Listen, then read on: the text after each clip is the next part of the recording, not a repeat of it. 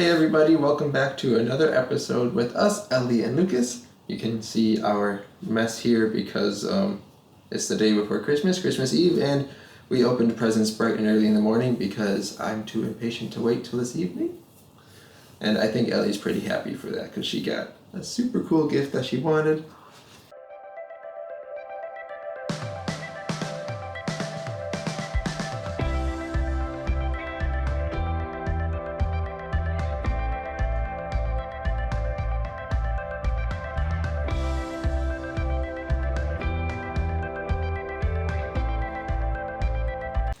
This is related to our diving adventures. It's a dive computer.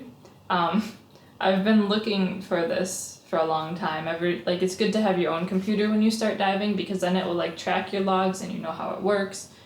You can rent them, but this way it goes with you, and so you can insert your own data into it, and it makes it more customizable. And so you're more comfortable in the water. Yeah, it's just your own gear that you can always rely on and you know how it works. But otherwise, when we rent equipment, you always have to kind of figure out their little small details about the different equipment you're using.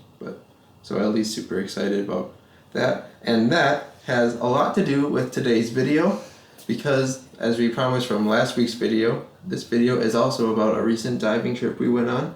And that diving trip was both special and somewhat frustrating in so many different ways. But yeah, so we went to, we think it's pronounced the Talc Revier gasometer. It's in Duisburg, and it's an old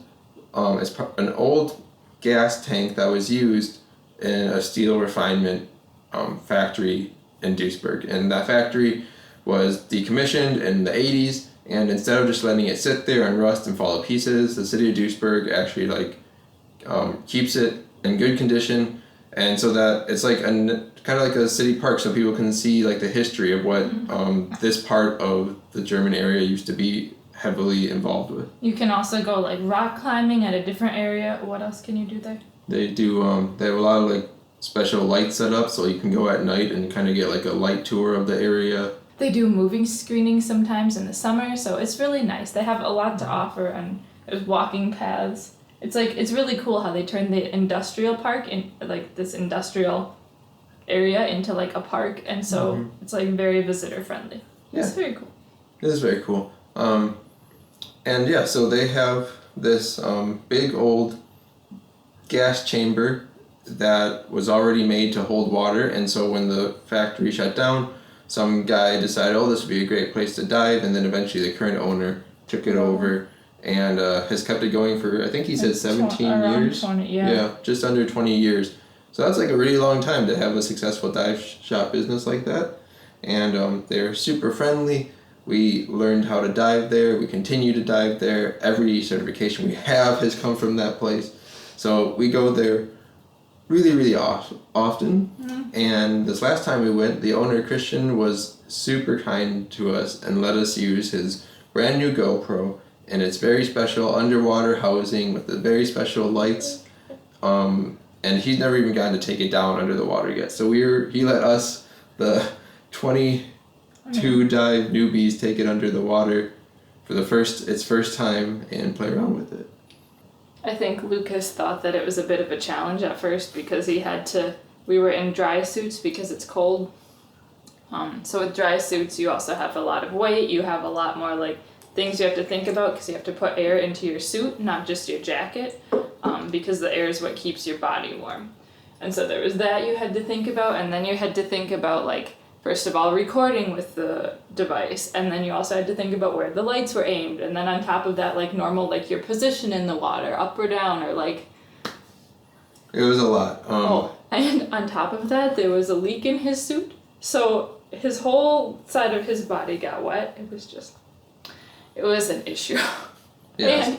And my flipper, for my fin, the strap came off, so my foot was stuck in it, but the strap came off, so I was afraid if I kicked it, the fin would come off. So he had to fix that for me. Yeah, that all happened in the first dive. We did 2 dives that day, and you'll sometimes hear, if you ever watch other dive channels, they'll talk about task overload, we call it. And that's basically when there's so much going on that you really can't handle it all. Of course, task overload can happen in any environment, and so certainly in diving when it happens, you really notice, and I noticed it for sure. I don't even barely remember the first dive because I was constantly thinking of so many things. I couldn't even think about what I was looking at anymore. It was a little brutal. Just to give you guys an idea, this is what we usually use when we go underwater. So it's just a housing. It's rated for, I don't even know, something like, I don't know, probably 50 meters or something. I don't remember the number, but it's pretty deep. And you just put the GoPro in here, you shut it, snap it on, and you're good. And it's watertight. But the thing that we borrowed from Christian was like the housing itself was like this big by like this deep, and then it had these like arms that came out with like lights, and so it was really cool and really nice. And we needed the lights to be able to like get good footage in the tank because it's all enclosed. So that's why we couldn't use this. But it was still a challenge, but it was a lot more fun. Yeah. And then halfway through our second dive, the GoPro, because the GoPros have like overheating issues and I don't really know what, but it just like shut off. And so we didn't even get to film most of it. Yeah, so we didn't get to do maybe half of the second dive. We didn't get on film, but we still got a good amount. And so that's what today's video is simply going to be. You're going to get to see us go diving in this tank, and I think it'll be pretty cool. Not a lot of people in the world dive, and so getting to see a cool old factory gas tank that now has a bunch of cool different things in it that you can explore is like a real treat. And even better, since he let us use those lights, you could actually see it, because otherwise it's practically pitch black in there. So It's okay. The visibility isn't super great. It certainly wouldn't be good for a GoPro. So thank you very much, Christian, for letting us use this and get to show off your awesome dive facility. So if you would like to get into diving, we highly recommend it. Or if you are a diver and you're just looking for some place close by to like go diving this winter, or even some place where you can like swim through an airplane or swim around a boat, like underwater in like, it's almost like a pool. It's like a natural pool, you could kind of call it, with like all of these cool wrecks and things that you can go into. I would highly recommend you check out the Tauchervier Gasometer in Duisburg.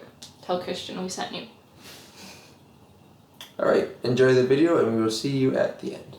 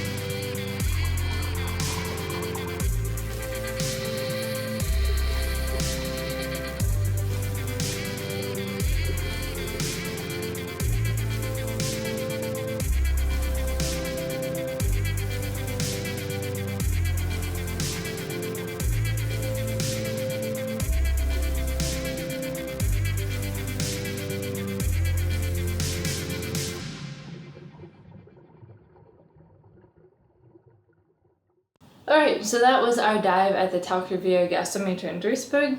Like we said, it's a great place to dive. Go and learn more about it. We highly recommend it and we love it there. We hope that you have a great Christmas and a great holiday season. If you don't celebrate Christmas, enjoy the holidays and have a happy New Year. And we will see you on New Year's Day. Is that Sunday? No, that's Saturday. And have a great New Year's. We'll see you next Sunday. Oh, and like and subscribe if you haven't done those things and you enjoyed today's video.